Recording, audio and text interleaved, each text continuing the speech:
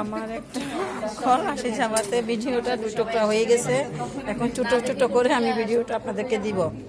আমাদের ব্যাগের হ্যান্ডেল লাগানো হচ্ছে, একটা পাশ সবুজ পাশটা ভিতরে, আর উপরের পাটটা তো দেখতেই পাচ্ছেন।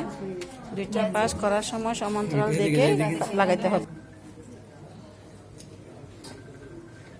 2টা পাশ লাগানোর জন্য সেলাই পরে গাম লাগানো হচ্ছে, চারপাশে ভালো করে গামটা লাগানো হচ্ছে।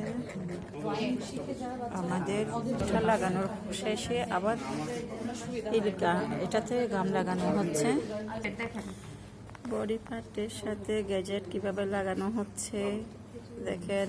2 পাশে আগে হ্যাঁ, ওইটাও বলেছি ম্যাডাম। কর্নারটা কিভাবে ভাঙতেছে দেখেন, ভাঙাটা আমাদের শিখতে হবে ভালো করে, লক্ষ্য করেন।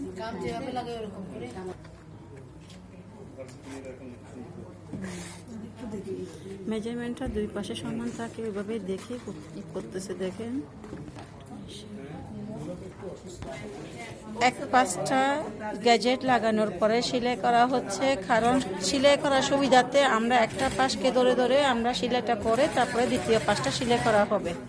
সেলাই আমরা কীভাবে করছি দেখেন, মাত্র 1 সুতা পরিমাণ ছাদ দিয়ে সেলাইটা করা হচ্ছে। আমাদের একটা পাশ লাগানোর পরে গ্যাজেট দিয়ে একটা পাশ এখন লাগানো হচ্ছে গাম দিয়ে। প্রথম পাটটা যেভাবে লাগানো হয়েছে দ্বিতীয় পাটটা ওইভাবে লাগানো হচ্ছে।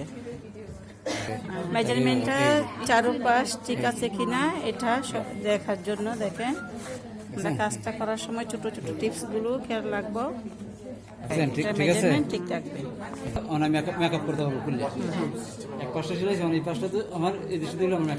এক পাশ সেলাই করার পরে পরেরটা মেজারমেন্ট দেখে তারপরে সেলাইটা। আমাদের ব্যাগের উপরের পার্ট হচ্ছে কালারটা, আর পাশের গ্যাজেটের কালার হচ্ছে এটা। সেই জন্য আমাদের বকিনে সুতা দিয়েছে সবুজ, যেহেতু আমাদের গ্যাজেটটা নিচে থাকবে আর উপরে হচ্ছে এই কালার সুতা। দেখেন আমরা 2টা সুতা দিয়ে কিন্তু সেলাইটা করা হচ্ছে, হইতে হবে সাথে থাকবে, তো সেই জন্য আমাদের ব্যাগ রেডি হয়ে গেছে। দেখেন চারপাশ সেলাই করা হচ্ছে। হ্যাঁ, ও টুস করে ঢুকতে পারবেন। আপনি যে কোনোটা যে কাটতে পারবেন, কোন জুটটা আপনি বুঝে কাটতে হবে। দেখাইলাম আমি যে কোনো যেভাবে গ্যাজেট লাগানোর কথা বলতেছে। গ্যাজেটটা আপনাকে হাত রাখতে হবে, তো সেজন্য তো চিংয়ের পাশে নোটটা কিভাবে দিচ্ছে দেখেন। গ্যাজেটের সাথে কালার কম্বিনেশন রেখে চিংয়ের পাশে আমরা যখন যে কালারে কাজ করব সুতাটার সাথে সাথে সেই কালার চেঞ্জ করে নিব।